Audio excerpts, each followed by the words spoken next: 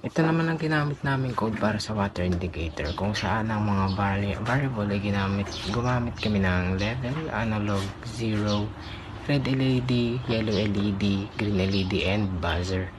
Dito naman sa void setup, sila naman yung magbibigay ng output once na maka-sense ang water indicator ng tubig.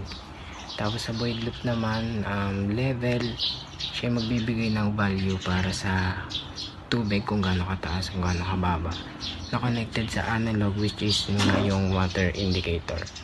Sa conditions naman, kung ang level ay mas mataas sa 500, ang mag-output dito ay ang red LED and buzzer, na kung saan tutunog ang buzzer, which is yun nga naka high or on.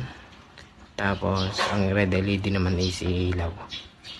Else if kung mas mataas sa 500 ay mas mababa sa 500 and mas mataas sa 300 ang level, ang ilaw naman is yung yellow, which is yun nga naka high.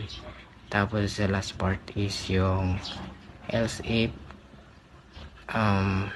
kung mas mataas naman sa 100 ang level and mas mababa sa 500, yung green naman ang magbibigay ng output or mag-on if naka-sense ang water indicator ng mas mababang level.